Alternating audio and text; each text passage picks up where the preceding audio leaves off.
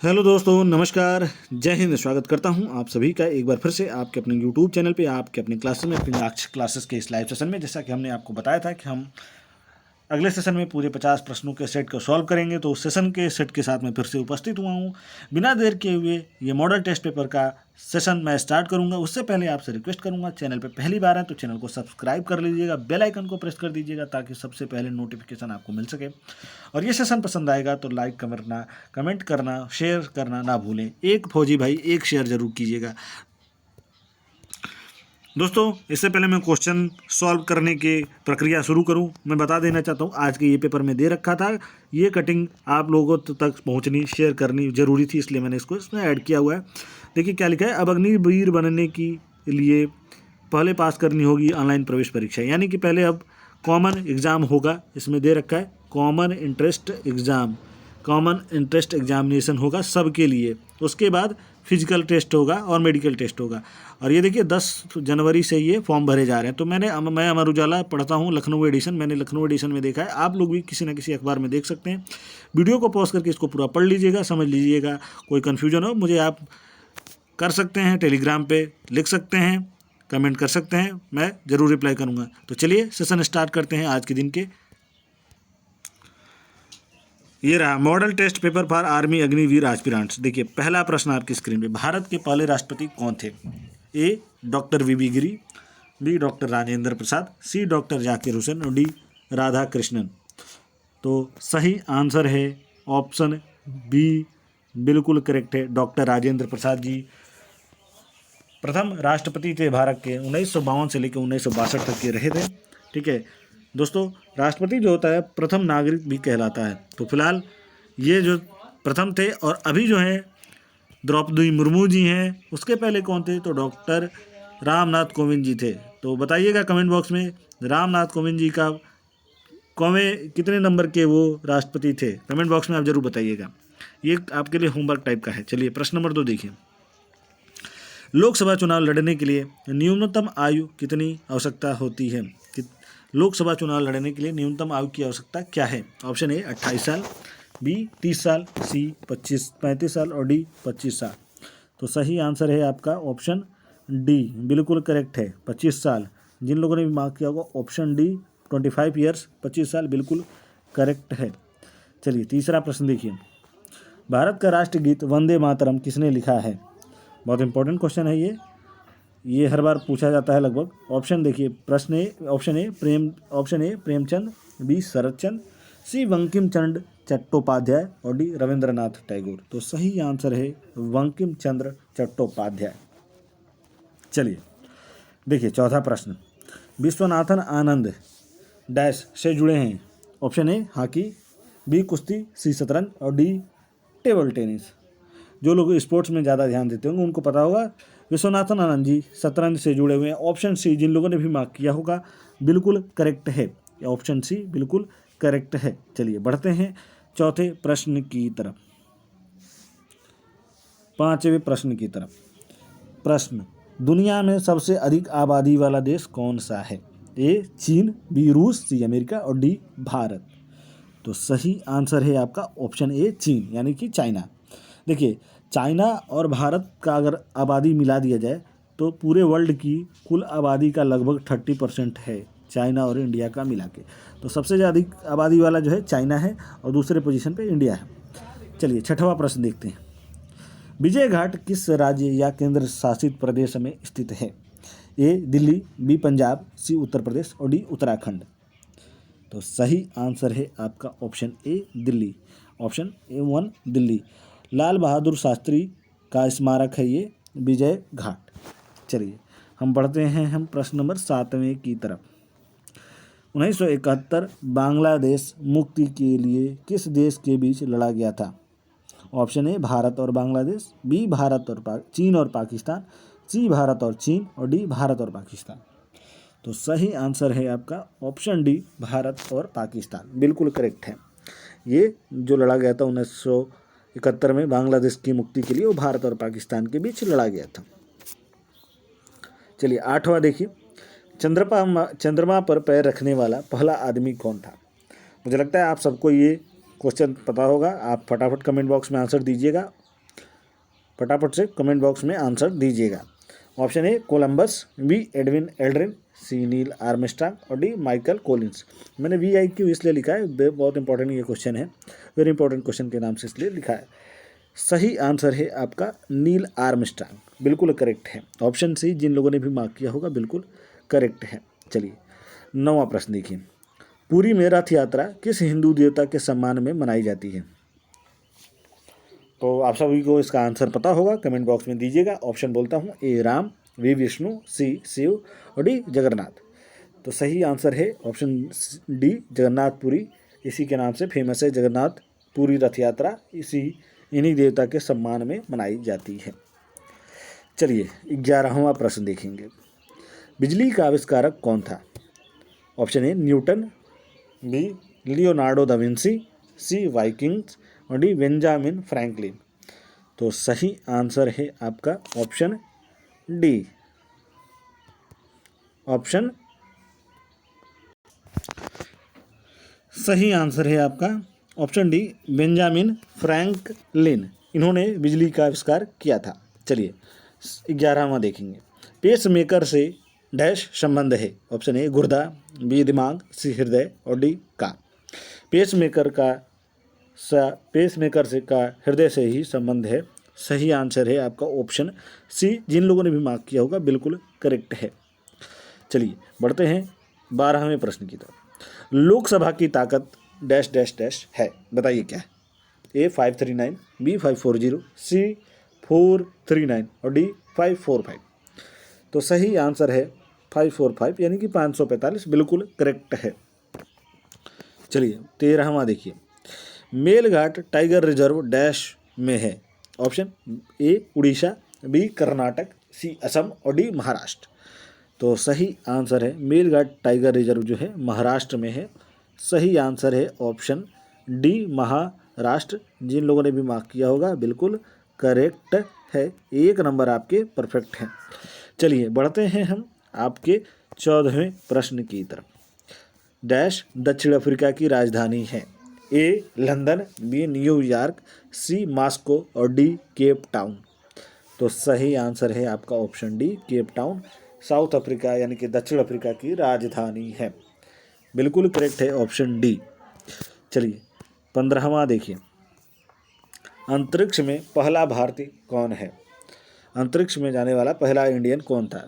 ए Rakesh Sharma, B Ravindra Malhotra, सी विक्रम अम्बालाल और D नागपति भाट। बहुत important ये क्वेश्चन है दोस्तों। सही आंसर है ए ऑप्शन राकेश शर्मा, बिल्कुल करेक्ट है। जिन लोगों ने भी मार्क किया होगा आप सब में से ऑप्शन ए बिल्कुल करेक्ट है। चलिए देखते हैं प्रश्न नंबर 16वां, निम्नलिखित में से श्रृंखला में गलत पद ज्ञात कीजिए। 1236, 2346, 3456, 4566 और 5686, कौन सा गलत है ये ज्ञात करना है। देखिए दोस्तों, इसमें हमें लॉजिक चेक करना है। लॉजिक चेक कैसे करेंगे? देखिए इसमें से इसको घटाएंगे तो आपको पता चल जाएगा क्या लॉजिक लगा है। देखिए 2346 या फिर इसमें जोड़ दी, जहाँ जितना इसमें आपने घटा है 2346 माइनस 1236, ये घटा के देख लीजिए। ये हो जाएगा 0, ये हो जाएगा 1, ये हो जाएगा 1, ये हो जाएगा 1, यानी कि 1110 जोड़ा गया है इसमें पहले पद में। फिर इसमें भी 1110 जोड़ा गया है, फिर इसमें भी 1110 जोड़ा गया है, फिर इसमें भी 1110 ही जोड़ना है। तो देखिए 4566 प्लस 1110 कितना हो जाएगा? 0, 6, 7, 6, 5 यानी कि 5676 होगा। यहाँ पे क्या होगा? 5676। यहाँ पे दे क्या रखा है? 5686। तो इसमें पूछ रहा है ना गलत पद ज्ञात कीजिए, तो गलत पद यही हो जाएगा 5686। क्या ये आपके ऑप्शन में है? जी हाँ, ऑप्शन बी बिल्कुल करेक्ट है। जिन लोगों ने भी मार्क किया होगा ऑप्शन बी बिल्कुल करेक्ट है। 1 नंबर आपके परफेक्ट हैं, 5686। चलिए देखते हैं 17वां प्रश्न, लुप्त शब्द ज्ञात कीजिए। ईंट, इमारत, डैश, पत्र। देखिए किसी इमारत को बनाने के लिए ईंट की ज़रूरत पड़ती है, ठीक है, उसी तरह किसी पत्र को लिखने के लिए हमें वाक्यांश की ज़रूरत पड़ती है। तो सही आंसर क्या है? वाक्यांश। ऑप्शन आपके ए बिल्कुल करेक्ट हैं। जिन लोगों ने भी मार्क किया होगा ऑप्शन ए बिल्कुल करेक्ट है। किसी भी पत्र को पूरा करने के लिए, लिखने के लिए वाक्यांश हमें चाहिए होते हैं। 18वां प्रश्न देखिए, निम्नलिखित में से बेजोड़ ज्ञात कीजिए। कटोरा, चम्मच, गुलदस्ता, प्लेट। देखिए कटोरा जो है बर्तन है, चम्मच भी बर्तन है, प्लेट भी बर्तन है, गुलदस्ता बर्तन नहीं है, इसलिए सही आंसर हो जाएगा ऑप्शन डी गुलदस्ता, बिल्कुल करेक्ट है। चलिए 19वां देखते हैं। अरुण ने कहा यह लड़की मेरी माँ के ग्रैंडसन की पत्नी है। अरुण लड़की से किस प्रकार संबंधित है? तो देखिए यहाँ पे हो जाएगा अरुण, यहाँ पे हो जाएगी अरुण की माँ, अरुण की मॉम हो गई। ठीक है, अरुण ने कहा कि यह लड़की, कोई भी लड़की कौन है? ये गर्ल हो गई। यह लड़की मेरी माँ के ग्रैंडसन की, यानी कि अरुण की माँ है, उनकी ग्रैंडसन, यहाँ पे उसका हो गया ग्रैंडसन की पत्नी है, यानी कि इसका ये पत्नी हो गई और ये पति हो गया। तो अरुण किस प्रकार से संबंधित है? अरुण जो है इस लड़के का पिता हुआ, तो ये जो है बहू हो गई। तो सही आंसर क्या हो जाएगा? Option B father in law, यानी कि ससुर जी। ससुर जी बिल्कुल करेक्ट है। चलिए 20वां देखते हैं। 20वां प्रश्न,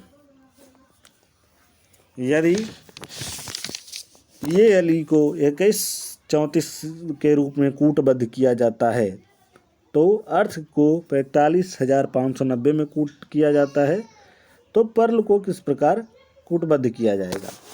कुछ करना नहीं है इसमें, सिंपल सा। हमें पी देखिए यहाँ पे है, तो पी का मान क्या है? 2। ठीक है, तो पी का मान यहाँ पे है 2, तो यहाँ से उठा लिया। ई यहाँ पे है, ई का मान है 4, तो यहाँ से ई ले लिया हमने 4। देखिए अब ए का मान हमें चाहिए, ए का मान यहाँ पे भी 1 दे रखा है, यहाँ पे भी 1 दे रखा है, यहाँ पे 1 लिख दिया। आर का मान हमारे पास यहाँ से मिल जाएगा, यानी कि 5 लिख दिया। यल का मान हमें मिल जाएगा यहाँ से, यानी कि 0 लिख दिया। 24,150 क्या ये ऑप्शन में है?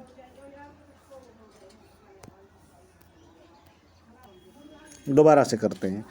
पी का मान हो जाएगा आपका, देखिए 2, यहाँ पे है 2। ठीक है, ए का मान, ई का मान हमें लेना है, यानी कि 4।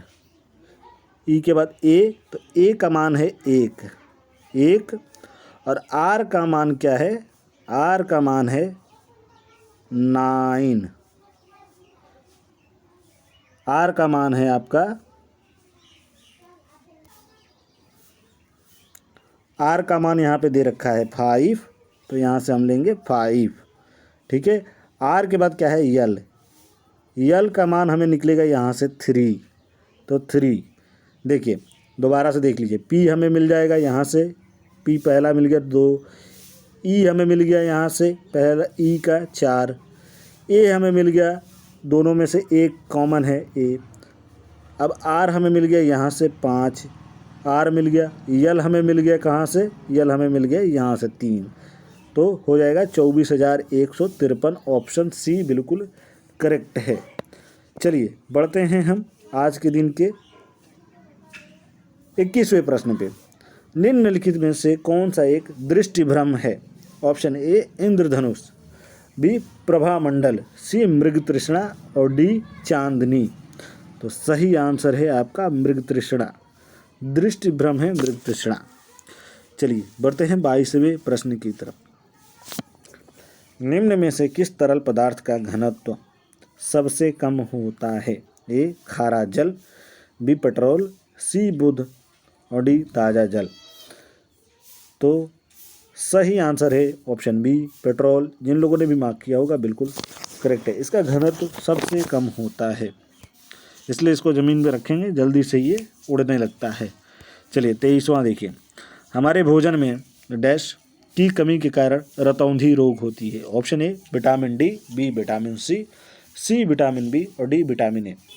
तो सही आंसर है आपका ऑप्शन डी, विटामिन ए की कमी के कारण हमें होता है रतौंधी रोग, जिसमें क्या होता है रात में या तो रात में दिखाई नहीं देता है, या रोशनी कम होती है तो भी कम दिखाई देने लगता है। चलिए 24वां प्रश्न देखिए, वायु में सबसे प्रचुर घटक है? ए ऑक्सीजन, बी जल, सी नाइट्रोजन और डी कार्बन डाइऑक्साइड। तो सही आंसर है आपका नाइट्रोजन, ऑप्शन सी बिल्कुल करेक्ट है। चलिए बढ़ते हैं 25वें प्रश्न की तरफ। चूहे के जहर का रासायनिक नाम क्या है? चूहे के जहर का रासायनिक नाम क्या है? A zinc oxide, B zincs phosphide, C lead nitrate और डी पोटेशियम साइनाइड। तो सही आंसर है जिंक फास्फाइड, बिल्कुल करेक्ट है, ऑप्शन बी बिल्कुल करेक्ट है। चलिए बढ़ते हैं 26वें प्रश्न की तरफ। निम्नलिखित में से कौन प्रोटीन का सबसे अच्छा स्रोत है? ए सेब, बी अंगूर, सी मछली और डी संतरा। तो सही आंसर है ऑप्शन सी मछली। प्रोटीन सबसे ज़्यादा मिलता है किसमें? मछली में। चिकन वगैरह में भी अच्छा प्रोटीन मिलता है, तो इसलिए मछली सप्ताह में 2 बार जरूर खाएं जिनको प्रोटीन की कमी है। चलिए बढ़ते हैं हम 27वें प्रश्न की तरफ। ये देखिए 27वां प्रश्न आपकी स्क्रीन पे ये रहा। मानव कोशिका में डैश गुणसूत्र होते हैं? ऑप्शन ए 46, बी 44, सी 48 और डी 26। तो सही आंसर है ए 46, बिल्कुल करेक्ट है। मानव कोशिका में 46 गुणसूत्र होते हैं। चलिए 28वां प्रश्न देखिए, लाल रक्त कोशिकाओं का डैश में उत्पादन होता है? ए हृदय, बी लसिका ग्रंथि, सी यकृत और डी अस्थि मज्जा। तो सही आंसर है ऑप्शन डी अस्थि मज्जा, बिल्कुल करेक्ट है। लाल रक्त कोशिकाओं का अस्थि मज्जा में उत्पादन होता है। चलिए 29वां प्रश्न देखते हैं। 29वां प्रश्न आपकी स्क्रीन पे ये रहा। जब कार्बन को ऑक्सीजन की उपस्थिति में जलाया जाता है तो क्या उत्पन्न होता है? ए कार्बन डाइऑक्साइड, बी नाइट्रोजन, सी मीथेन या डी ऑक्सीजन।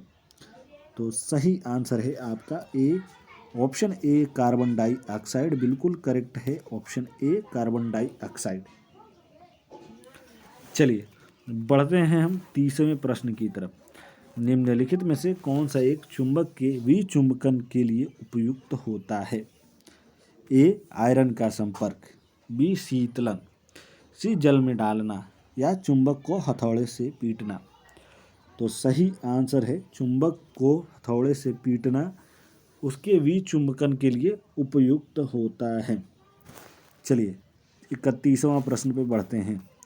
श्वसन शोध की बीमारी है? ए रक्त, बी यकृत, सी आंत या श्वसन तंत्र। तो सही ऑप्शन है ऑप्शन डी। श्वसन शोध जो है श्वसन तंत्र की एक बीमारी है। चलिए बढ़ते हैं हम 32वें प्रश्न की तरफ। पीबी इक्वल टू स्थिरांक को कहा जाता है? ए ओम का नियम, बी बायल का नियम, सी न्यूटन का नियम और डी स्नेल का नियम। तो सही आंसर है आपका ऑप्शन बी, बिल्कुल करेक्ट है, बायल का नियम, ऑप्शन बी। चलिए बढ़ते हैं हम 33 यानी कि 33वें नंबर के प्रश्न पे। शरीर की सबसे मजबूत मांसपेशी है? ए जांघ, बी जबड़ा, सी बांह, डी गर्दन। सही आंसर है ऑप्शन बी जबड़ा, बिल्कुल करेक्ट है, सबसे मजबूत मांसपेशियों में जबड़ा है। चलिए 34वां देखिए, 34वें नंबर का प्रश्न। ओजोन का सूत्र क्या है? ए ओ, बी O4, सी O2 और डी O3। तो सही आंसर है डी O3। ओजोन का सूत्र जो है ऑप्शन डी बिल्कुल करेक्ट है, O3। चलिए 35वें नंबर का प्रश्न देखते हैं। सूर्य के प्रकाश में 7 रंगीन किरणों को डैश के रूप में जाना जाता है? देखिए ऑप्शन आप देखिए, VIB गौर, बिबग्योर। तो मुझे लगता है आप सबको इसका आंसर पता होगा। सही आंसर है विबग्योर, यानी कि ये 7 रंगों के नाम हैं। वी से वायलेट, आई से इंडिगो, बी से ब्लू, जी से ग्रीन, वाई से येलो, ओ से ऑरेंज, आर से रेड। ये 7 सबका है। वायलेट हो गया, इंडिगो हो गया, ब्लू हो गया। तो सही आंसर है आपका ऑप्शन बी बिल्कुल करेक्ट है। जिन लोगों ने भी मार्क किया होगा ऑप्शन बी बिल्कुल करेक्ट है। चलिए बढ़ते हैं हम 36वें प्रश्न की तरफ। 18 वस्तुओं का क्रय मूल्य 15 वस्तुओं के विक्रय मूल्य के बराबर है। लाभ बताइए कितना लाभ होगा। चलिए सॉल्व कर लेते हैं ये। देखिए एक वस्तु का क्रय मूल्य कितना हो जाएगा। एक वस्तु का क्रय मूल्य हम 1 रुपये मानते हैं, ठीक है। तो 15 वस्तु हमने खरीदा तो उसका कितना खर्चा हुआ 15 रुपये, ठीक है। यहाँ पे बोल रहा है 18 वस्तुओं का क्रय मूल्य 15 वस्तुओं के विक्रय मूल्य के बराबर है, ठीक है। तो क्या होगा 18 का क्रय मूल्य 15 का विक्रय मूल्य, 15 का विक्रय मूल्य, ठीक है। दोनों बराबर हैं। तो देखिए क्या हो जाएगा, लाभ हमें निकालना है। लाभ निकालना है 18 रुपये में बेचा, 15 रुपये में खरीदा, तो कितने का लाभ हुआ 3 का। 3 का लाभ हुआ। अब क्या हो जाएगा 3/15 गुणे 100, तो यह आपका निकल के आएगा 20%। बिल्कुल करेक्ट है ऑप्शन सी। चलिए बढ़ते हैं हम 37वें प्रश्न की तरफ। हल कीजिए x² + 8x + 15 = 0। तो सॉल्व करना है। देखिए चलिए सॉल्व कर लेते हैं। x² + 3x + 5x + 15 = 0। ये 5 3 8x, इसको हमने तोड़ दिया, 8x को हमने तोड़ दिया, ठीक है। तोड़ना ही है इसमें, तो अब कॉमन लेंगे, x को कॉमन लेंगे तो हमारा क्या हो जाएगा x + 3। अब यहाँ पे क्या करेंगे, यहाँ पे 5 को कॉमन लेंगे तो क्या हो जाएगा x +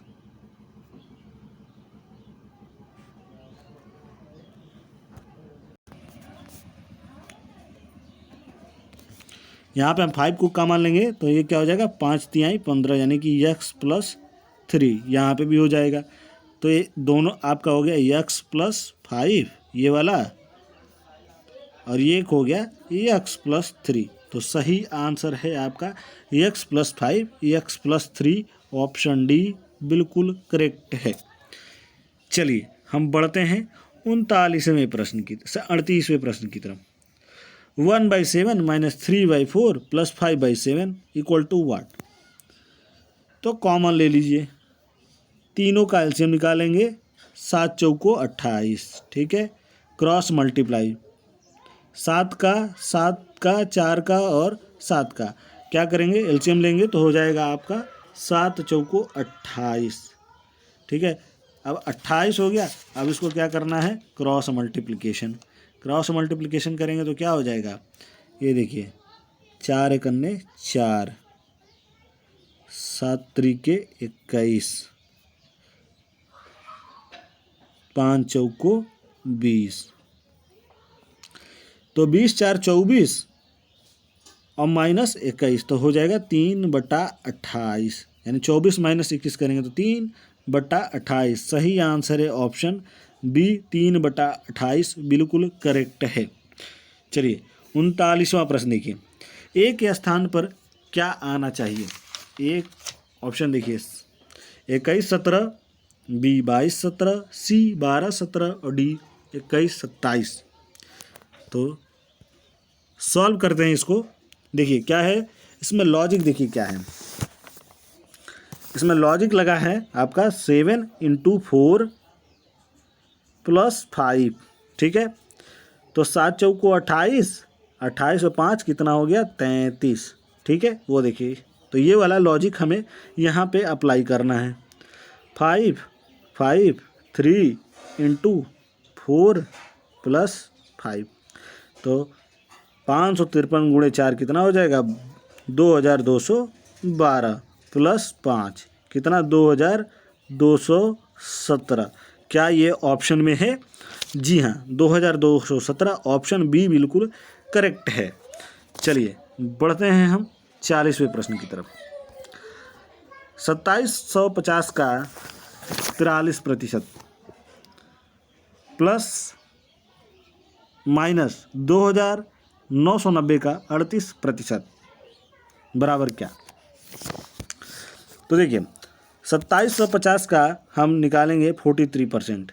उसके लिए हमको क्या करना है, 2750 गुणे 43 और डिवाइडेड बाई 100, तो आपका निकल के आएगा 1182.5। ठीक है। उसी तरह आपका 2,990 का अगर 38% आप निकालेंगे तो आपका आएगा 1136.2। तो 1182 माइनस 1136 हो जाएगा आपका 46.5 माइनस 0.2 तो 0.3। सही आंसर है ऑप्शन डी 46.3, बिल्कुल करेक्ट है। चलिए देखेंगे 41वां प्रश्न। वह सबसे छोटी पूर्ण संख्या क्या है जो 3 से विभाज्य है और साथ ही अगली दो अभाज्य संख्याओं से भी विभाज्य है। देखिए इसके लिए आपको कुछ करना नहीं है, आपको अब मैं पता है 3 मिला है, हमें 3 मिला है।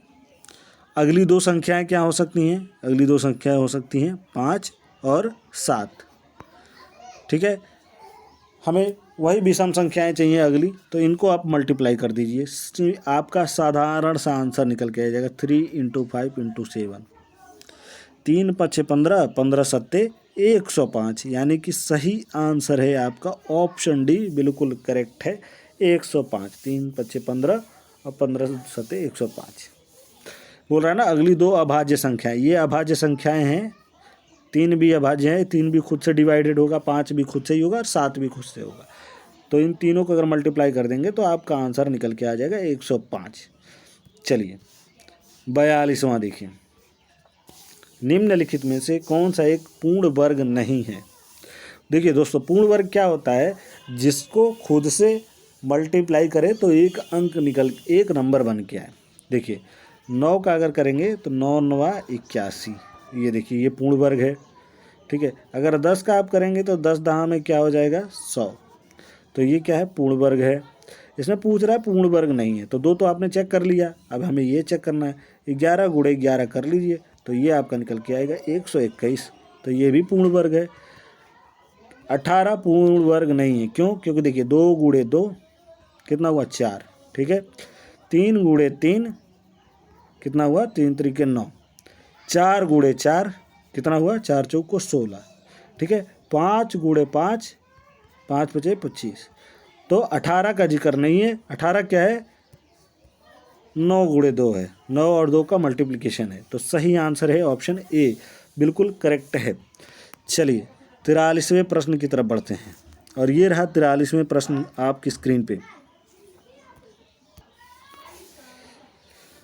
7 पुरुष किसी काम को 16 दिन में करते हैं तो इसी काम को 4 पुरुष कितने दिन में कर देंगे। बहुत ही सिंपल सा सवाल है। टोटल वर्क निकाल देंगे हम। टोटल वर्क निकालने के लिए क्या करेंगे, कितने पुरुष हैं 7 पुरुष और कितना काम है 16, तो 16 × 7 = 112, यानी टोटल वर्क जो है 112 है। ठीक है। टोटल वर्क हो गया 112 और 4 पुरुष उसको कितने दिन में कर पाएंगे, तो भाग कर दीजिए 4 से, तो क्या हो जाएगा 4 दूनी 8,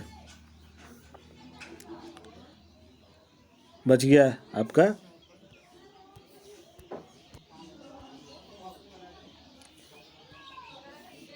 112 भागा 4, 4 दूनी 8, 3 बच गया और 8 चौको 32, तो आपका निकल के आ गया 28 दिन। 28 दिन में ये 4 लोग 112 काम को ख़त्म कर देंगे।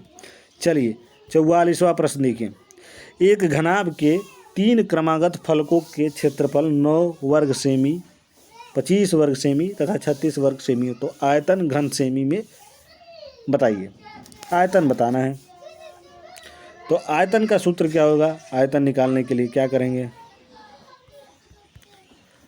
रूट क्षेत्रफल 1 गुणे रूट क्षेत्रफल 2 गुणे रूट क्षेत्रफल 3। ठीक है। तो क्या हो जाएगा, रूट क्या हो जाएगा 9 गुणे रूट 25 गुणे √36, तो क्या हो जाएगा, इसका हो जाएगा रूट हटेगा तो 3 इसका हो जाएगा 3 तिरिक 9, इसका हो जाएगा 5 पचे 25, इसका हो जाएगा 6 छाके 36, यानी कि 3 गुणे 5 गुणे 6, 3 पंचे 15, 15 छक्के 90, 90 घन सेमी बिल्कुल करेक्ट है। ऑप्शन बी आपका बिल्कुल करेक्ट है। चलिए बढ़ते हैं हम 45वें प्रश्न की तरफ। कोण के आधार पर त्रिभुज कितने प्रकार के होते हैं? ऑप्शन ए 2, बी 10, सी 9 और डी 3। तो मुझे लगता है कोण की सबको ये आंसर आप सबको पता होगा। ऑप्शन डी बिल्कुल करेक्ट है। कोण के आधार पर त्रिभुज 3 प्रकार के होते हैं। चलिए 46वां प्रश्न देखिए। 26, 21, 26, 91 और 117 का मौसा ज्ञात कीजिए। कुछ करना नहीं है, गुणनखंड विधि से निकाल देते हैं। देखिए 26 का क्या होगा, 2 गुणे 13, 2 इंटू 2 इंटू करेंगे 2 गुणे 13, ठीक है। 91 का क्या होगा, 7 गुणे 13, और 117 का क्या होगा, 3 गुणे 13।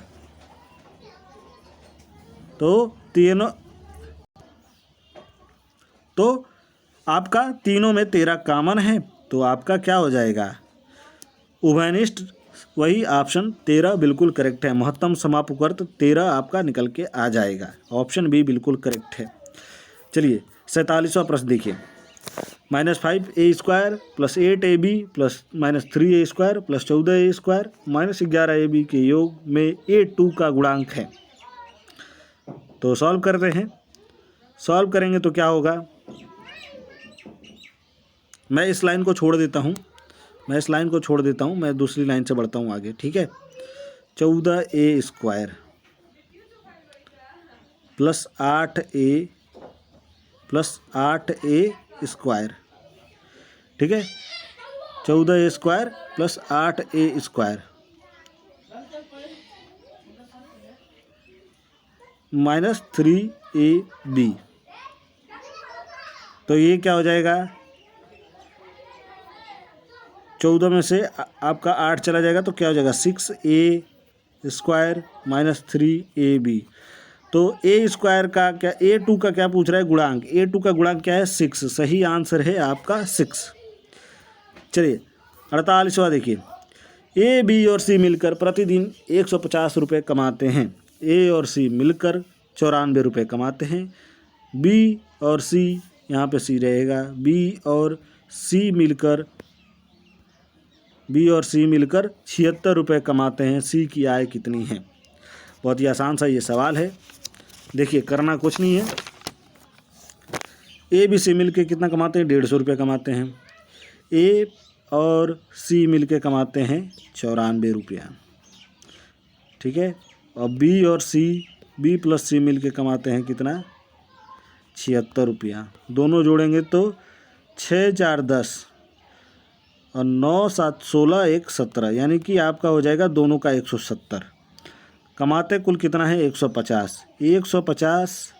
170 माइनस 150 आपका निकल के आएगा 20। तो वही आपका सी की आय निकल के आ गया, ₹20। ऑप्शन बी बिल्कुल करेक्ट है। चलिए 49वां प्रश्न देखिए। एक आयताकार बॉक्स की लंबाई, चौड़ाई तथा ऊंचाई क्रमशः 90 सेमी, 50 सेमी तथा 40 सेमी है। तो इसका आयतन बताइए।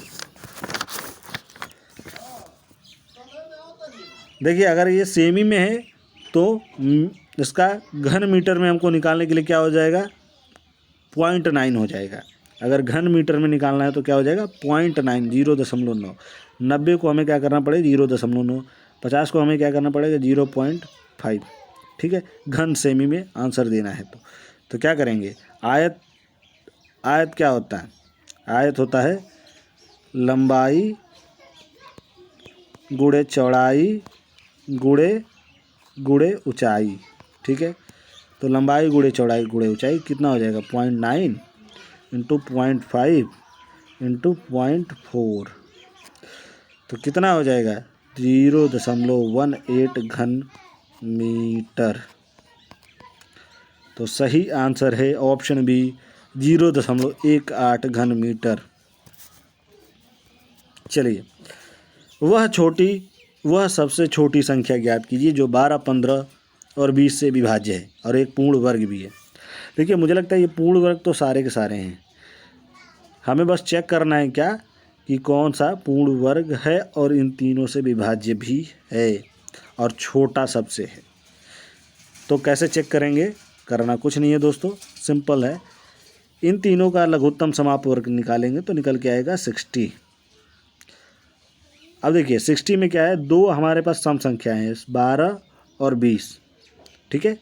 12 और 20 को छोड़ दीजिए, हमें क्या है विषम वाले से मल्टीप्लाई कर दीजिए, निकल के आ जाएगा 900। क्योंकि ये 12 और 20, ये 12 से भी भाग हो जाएगा, 20 से भी भाग हो जाएगा, 15 से भी भाग हो जाएगा। लेकिन अगर आप 12 गुणे 60 करेंगे तो आपका 60 से वो नहीं कटेगा। इसलिए सिंपल सा तरीका इसका यही है, तीनों का लघुत्तम समापवर्त निकालिए 60 और लघुत्तम समापवर्त निकल के आ गया तो उसमें क्या करना है, विषम वाले से मल्टीप्लाई कर दीजिए तो 15 छक्के 90 यानी कि 900 सही आंसर है। ऑप्शन बी 900 बिल्कुल करेक्ट है। इसी के साथ आज का ये सेशन समाप्त होता है। मैं मिलूंगा आपसे एक नए वीडियो में अगले शनिवार, तब तक के लिए धन्यवाद। जय हिंद, जय भारत।